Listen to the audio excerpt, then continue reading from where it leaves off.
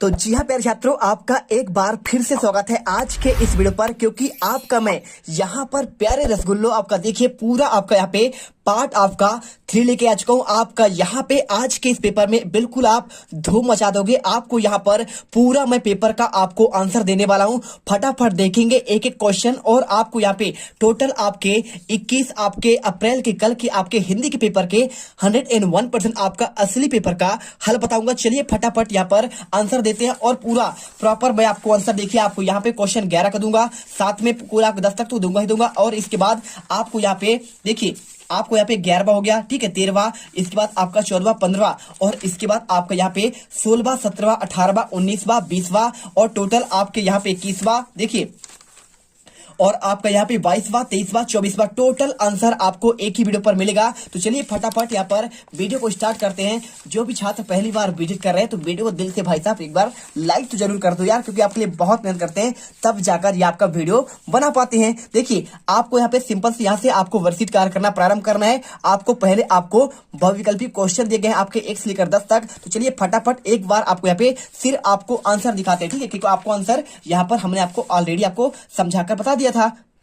तो question number first देखिए, मिलकर काम करने से क्या होता है? आंसर आपको यहाँ पे सी नंबर, काम सरलता से पूरा होता है। और क्वेश्चन नंबर 2, बरसात शब्द का समानार्थी क्या होगा? आंसर आपको यहाँ पे वर्षा करना है। और क्वेश्चन यहाँ पे 3 देखिए, तालाब लबालब भर गया, वाक्य में विशेषण क्या है? आपको आंसर लबालब करना है। इस बात क्वेश्चन चौथा, श्री गणेश करना आपको मुहावरे का अर्थ क्या होगा? आंसर आपको यहाँ पे काम शुरू करना। और क्वेश्चन आपका 5वां, श्रमदान शब्द का प्रत्यय शब्द क्या होगा? आपको आंसर देखिए आपको सिंपल से कुछ नहीं करना है। क्या करेंगे आप यहाँ पे आप दान में आप आंसर कर दीजिए, पूरा आपका राइट हो जाएगा। इसके बाद देखिए क्वेश्चन आपको 6, यहाँ पे आपको इसको पढ़कर आपको आंसर देना है। तो पूरे आंसर आपको यहाँ पे लिखे गए देखिए। क्वेश्चन नंबर आपका 6 का देखिए, सूचना में दिए गए शिविर के लिए कौन से व्यक्ति पंजीयन कराना चाहते हैं? आंसर आपको आंख संबंधी समस्याओं से ग्रस्त व्यक्ति। और इसके बाद देखिए शिविर का आयोजन क्यों किया जाता है? आंसर आपको लोगों की सेवा के लिए। और क्वेश्चन आपका 8वां, शिविर का आयोजन किसके द्वारा किया जाता है? आंसर आपको यहाँ पे ग्राम पंचायत के द्वारा। और इसके बाद क्वेश्चन आपका यहाँ पे 9 नंबर का देखिए, नेत्र शिविर में आपकी भूमिका क्या हो सकती है? आंसर करना है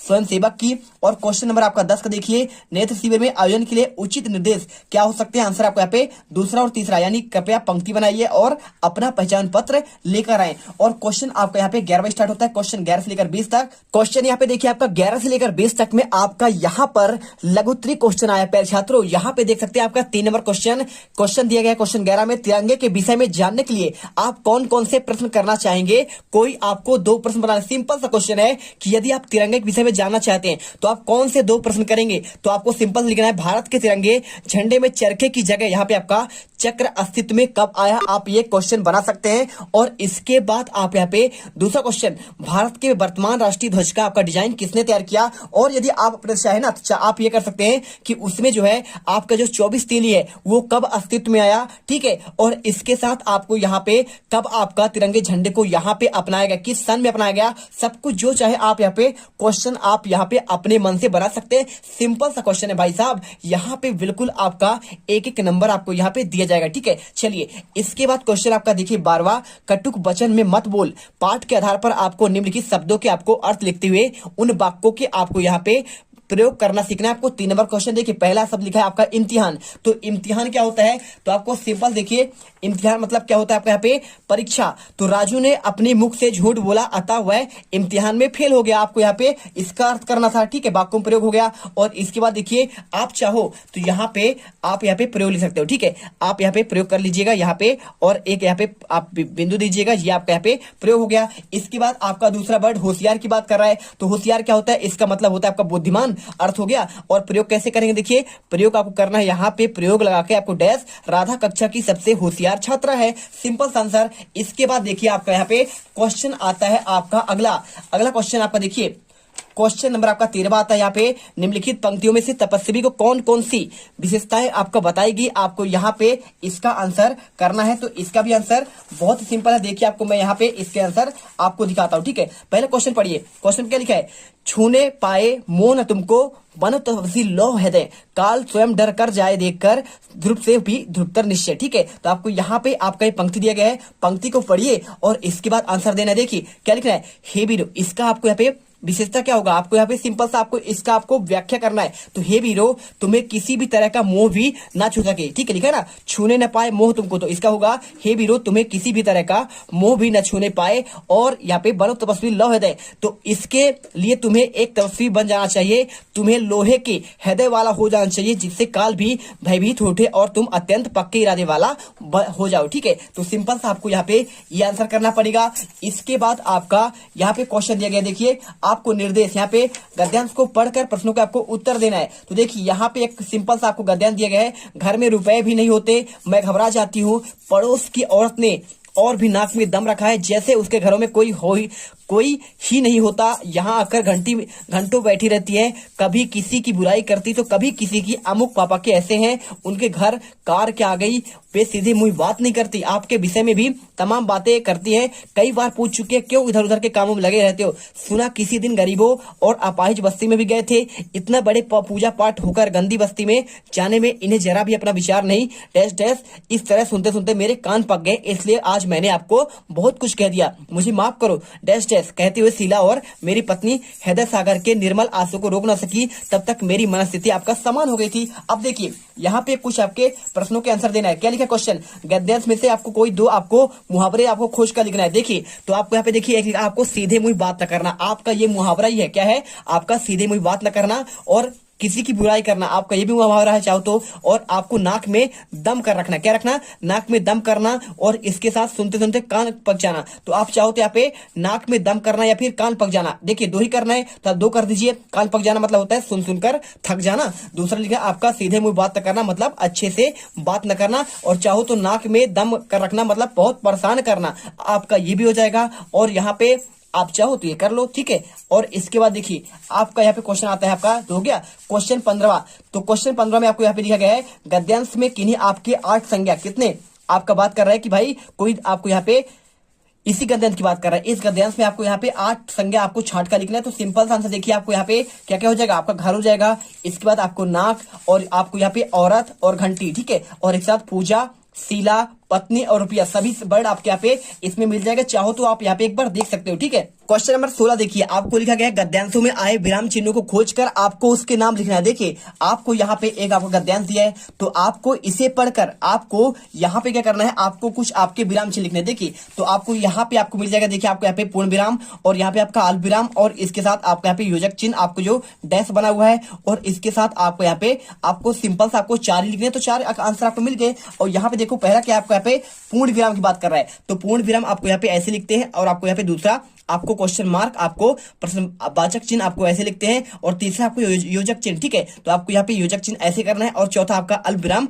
आपको ऐसे कर देना है। इसके बाद आपके 3 नंबर के पूरे क्वेश्चन आप कंप्लीट होते हैं। इसके बाद क्वेश्चन 17, मेरी पत्नी अपने हृदय सागर के निर्मल आंसू को रोक ना सकी, तब तक मेरी मन स्थिति भी समान हो गई थी। इन पंक्तियों को अर्थ आपने शब्दों में लिखिए। तो आपका 3 नंबर क्वेश्चन आंसर लिखना है। इन पंक्तियों से रचनाकार और उसकी पत्नी के बारे में बताते हुए कहते हैं कि मेरी पत्नी इस घटना पर रोने लग गई थी, और तब तक रचनाकार की आपकी मानसिक स्थिति यहाँ पे समान हो गई। आपको आंसर सिंपल से कर देना है। और इसके बाद क्वेश्चन दिया गया है आपको यहाँ पे, निम्नलिखित शब्दों को जोड़कर आपको नवीन शब्द बनाना है। आपको देह धन अवसान आपको आंसर करना है, आपको देहावसान, और इसके बाद विवाह धन उपरांत आपको यहाँ पे विवाहोपरांत, और अल्प धन आयु आपको यहाँ पे अल्पायु करना है, और मत धन अवलंबी आपको कर देना मतावलंबी। आपका 3 नंबर आपको कंप्लीट होता है। इसके बाद क्वेश्चन आपका 19वां, रहीम ने उत्तम प्रकृति और कुसंगति की बात किस दोहे में कही थी, आपको लिखना है। तो जो रहीम उत्तम प्रकृति का करी संगत कुसंग चंदन विष व्यापत नहीं लपटे राहत भुजंग। देखिए जैसे भी आपको यहाँ पे क्या होता है, आपका चंदन के आपको यहाँ पे साथ क्या होता है, यहाँ पे आपका सांप भुजंग यानी आपका सांप यहाँ पे लपटा रहता है। उसी प्रकार अच्छे व्यक्तियों के साथ आपको साथ रहना चाहिए, और जो आपका यहाँ पे कैसा है दुर्जन है उनके साथ आपको नहीं रहना चाहिए। देखिए लिखा है, रहीम कहते हैं कि जो व्यक्ति अच्छे स्वभाव का होता है उसे बुरी संगति भी बिगाड़ नहीं पाती, जैसे कि जहरीले सांप चंदन के व्रत से लिपटे रहने पर भी उस पर कोई जहरीला प्रभाव नहीं पड़ता है। और इसके बाद आपका 20वां क्वेश्चन, बसंत ऋतु के क्या लिखा है, मोहक स्वरूप को प्राप्त करने के लिए आप क्या क्या उपाय करेंगे। तो बसंत ऋतु को आपको सभी ऋतु को आपका राजा कहते हैं। बसंत ऋतु के दौरान प्रकृति पर अपने सुंदर रूप में प्रकट होती है और हमें आनंद प्राप्त करती है। बसंत ऋतु का आपका पूरी तरह से आनंद लेने के लिए हमारे स्वास्थ्य की देखभाल पहले से ही करनी चाहिए, और यहाँ पे बसंत ऋतु ईश्वर का एक वरदान है और इसका लाभ हमें पूरा पूरा उठाना चाहिए। सिंपल सा आंसर आपको कॉपी पर ऐसा ही लिखना है, एक भी आपको अलग आपको बदलना नहीं है। इसके बाद क्वेश्चन आपको देखिए दीर्घोत्तरी क्वेश्चन 21 से लेकर 24 तक। तो आपको यहाँ पे लिखा है निम्नलिखित आपको का पंक्तियों का भावार्थ अपने शब्दों में लिखना है। तो आपको यहाँ पे पूरा आपको यहाँ पे देखिए, आओ प्यारे वीरों आओ,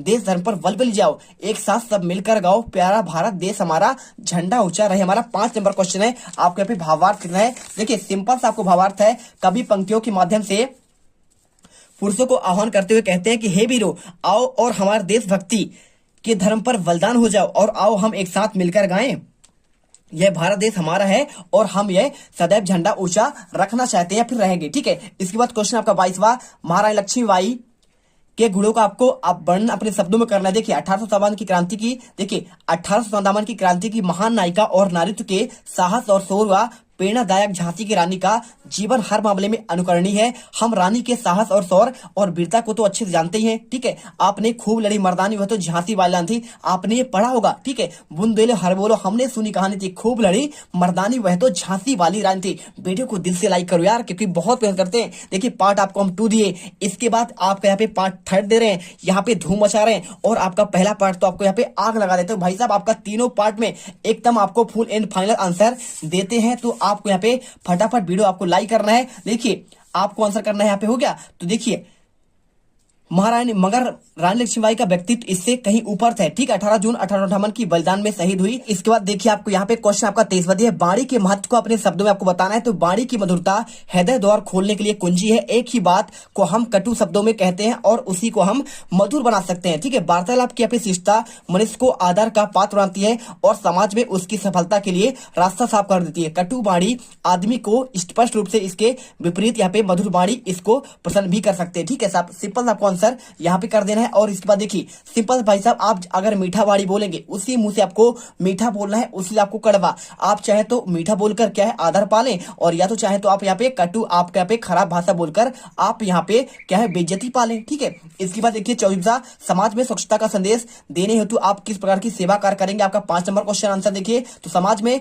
स्वच्छता का संदेश देने के लिए आपको लोगों का जागरूक करेंगे और कर्तव्य का पालन के लिए उन्हें समझाएंगे। स्वच्छता मनुष्य जीवन के लिए एक आवश्यक अंग है, इसलिए इस पर विशेष ध्यान देनी चाहिए। और महात्मा गांधी के द्वारा संचालित आपका स्वच्छता अभियान भी स्वच्छता संदेश देता है और मोदी जी के द्वारा यहाँ पे इस पर विशेष ध्यान दिया गया है। ठीक है, तो 2 अक्टूबर को आपको यहाँ पे महात्मा गांधी जी की जयंती मनाते हैं और इसे आपको स्वच्छता दिवस के रूप में आपको मनाते हैं, अहिंसा दिवस के रूप में भी मनाते हैं। तो देखिए टोटल आपके हमें यहाँ पे 24 क्वेश्चन का आंसर एक ही वीडियो पर कंप्लीट कर लिए। तो फटाफट यहाँ पर जो छात्र पहली बार आए हैं, तो इतना मेहनत करने के लिए आपको यहाँ पे हमारे जोरदार मेहनत के लिए आपको यहाँ पे दिल से वीडियो लाइक करना है, क्योंकि आपको यहाँ पे हम बिल्कुल आपको टॉपर बना दिए। एक एक क्वेश्चन का आंसर आपको एक ही वीडियो पर कंप्लीट कर दीजिए। मिलते हैं अगली वीडियो पर। जय हिंद, वंदे मातरम।